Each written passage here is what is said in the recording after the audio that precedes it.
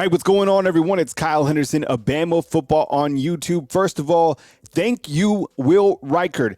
And to think about the fact that Will Reichard almost didn't come back to the 2023 season is pretty scary. Now, this season, Will Reichard is 12 of 12 on field goals. In fact, he's hit the last 25 consecutive field goals in a row. He has 18 of 18 on point after touchdowns. This season, he has 54 total points, which leads the Alabama Crimson Tide. He's 1 of 1 from 20, 5 of 5 from 30 to 39, 5 of 5 from 40 to 49, and 1 for 1 from 50 yards out. Against Texas A&M, James Burnap, who's been playing at a high level as Alabama's punter, he goes out with the muscle strain, and in comes Will Reichard.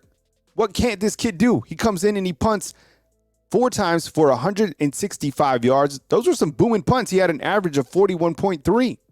He's played in 52 games. That's the most out of anybody on Alabama's roster, and has made a total of 74 field goals. He currently ranks as the all-time leading scorer in Alabama school history. I just wanted to start this video off and hit the thumbs up if you are just so thankful for Will Reichard. I know I am. It's like money in the bank. Anytime that Alabama gets into the red zone, the pressure almost feels relieved because you know you have such a quality young man at the special teams position just playing through the roof. Best kicker in college football, 100%. Is this the best Alabama defense in the last 5 seasons? Honestly, look, I guess the fans and everybody was right about Pete Golding because this defense is playing elite. It's a complete defense. And I was asking my callers on the call-in show, what do you like specifically about this defense? Sound off inside the comment box. For me, I think it's a complete defense. Now, Dallas Turner clearly headlines the defense. Their pass rush has been great. Chris Broswell has been outstanding. And I know he gets a little bit overshadowed by Dallas Turner, but he's playing at an extremely high level. Should have scored his second consecutive touchdown off that blocked field goal against Texas A&M. The inside linebackers are quality. Good to see Deontay Lawson back, and they have depth. Tresman Marshall, Jaha Campbell came in. He had 14 tackles when Deontay Lawson had to miss the game against Mississippi State. Kendrick Blackshire, he's been playing at a good level when he has seen opportunities. The secondary has been playing outstanding. Kool-Aid has a grade of 82.9. Terran Arnold has a higher grade of 84.0. And in my opinion, right now, it seems like Terran Arnold is playing at a higher level than Kool-Aid. Let me know if you agree with that assessment inside the comment box. The Crimson Tide also has an outstanding freshman that we're going to talk about next in Caleb Downs, who has just been playing through the roof. Now, Malachi Moore did suffer an ankle injury. We will get a status update on him. And in place at the star position was slid over from Terran Arnold, and then Trey Amos came in at the corner spot.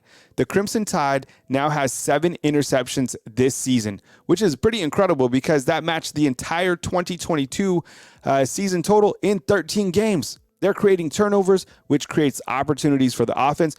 And honestly, the turnovers spur momentum. When Alabama's defense against Texas A&M came up with the interception by Caleb Downs, it created momentum. This defense has enough playmakers to change the momentum of any game. And this is scary. If Alabama's offense is ever able to catch up with the defense, and there may be 2 laps behind, 3 laps behind, whatever, that team wins a national title. I'm serious. The defense is playing at that high of a level. Credit to the entire defensive organization for putting these players in the right places because this defense is outstanding, elite, 100%. Why so many pre-snap penalties? Okay, so Alabama, as you know, had 14 penalties for 99 yards. Coach Saban said in his postgame that this must be a record for most miscues and still coming out on top. 9 pre-snap penalties. 2 on Elijah Pritchett. 2 on Caden Proctor. Now, each of those guys, they're young guns. They're coming up. I can't imagine being 18 years old and going out and playing in 108,000 plus, right? Like that stadium is intimidating. It's loud. There's a lot going on. Still, attention to detail. 1 on Seth. 2 on Jaden Roberts, who started at right guard. By the way, what did you think about his play? Just these monsters on the offensive line. He's gigantic. And then two on CJ Dupree, which is interesting because you have a tight end. Sometimes, when you're looking at the ball, that should allow you not to create a false start penalty, but that's what it was. 9 false starts against Texas A&M. And that clearly needs to be fixed because there's going to be other big-time games that Alabama plays in. The good news is the next 3 games are at Bryant-Denny Stadium. You have Arkansas this coming week. Then you have Tennessee. You have an open week, and then you have LSU before Alabama gets on the road again against Kentucky in Lexington. Is Caleb Downs the best freshman safety ever at Alabama? I know Minkah Fitzpatrick and everybody has so much respect for him, and it's hard to compare players at different times or whatever, but Minkah was an absolute baller, still is. Just recently, and this was on Sunday, Chris Lowe of ESPN said in a tweet that Coach Saban told him that Caleb Downs might be the best safety he's ever coached as a freshman right now. That's amazing, and it's not surprising to hear. Caleb Downs came in and turned heads during the springtime, and he's doing it now in the season. On the year, he has a Pro Football Focus grade of 81.3. That's outstanding for a freshman.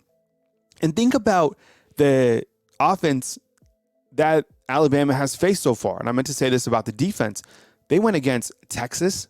That's one of the best wide receiving units in the country. They went against Lane Kiffin. So you already went against Lane Kiffin and Steve Sarkisian, 2 of the best offensive minds in college football. Caleb Downs showed up in that game, especially against Ole Miss. He balled out. Even Lane Kiffin said that. Now, I know Texas got him across the top, but he's grown since then. And then Alabama just had to face Texas A&M, who I feel also has one of the most dynamic wide receiving rooms in the country. Evan Stewart, Musa Muhammad, Anaya Smith, those guys are dangerous. And Caleb Downs, playing at a huge level, came up with such a timely interception. He also leads the team in tackles with 47 tackles and 2 interceptions through 6 games. Ballin'.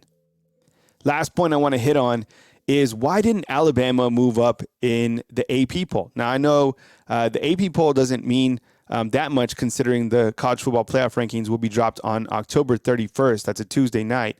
And we'll see where Alabama is at that point. But, I look at the rankings and I feel that Georgia and Michigan haven't quite played the schedule that Alabama has. Michigan is doing a good job on defense, and Georgia did play much better against Kentucky, and they had to come from behind and put Brock Bowers in 4-wheel drive to beat Auburn. Ohio State's best win is now over a 2-loss Notre Dame team as Notre Dame lost to Louisville. Florida State seems like they survived just barely week to week. I strongly feel they should have lost against Boston College and lost against Clemson. They found a way to win those games. Oklahoma just recently beat Texas. And they have a pretty good quarterback. Dylan Gabriel, complete baller. Those 2 teams likely to replay each other in the Big 12 championship. And those Big 12 games, you know how they get squirrely. Penn State still has to play Michigan and Ohio State. Washington and Oregon played this weekend. USC, who nearly lost to Arizona in overtime, they will take on Notre Dame next. So as you can see, the teams ahead of Alabama, the ladder works out. So all Alabama has to do is keep winning. It's almost like they're already in the playoffs. You got to just keep winning. And Kevin from Dallas, Georgia, who's a frequent caller on my call-in show, made a really good point. Alabama isn't going to get the respect that Alabama fans are accustomed to until they go on and beat the Georgia Bulldogs. Now, Alabama has to worry about Arkansas. And when you start thinking ahead, that's rat poison, 100%.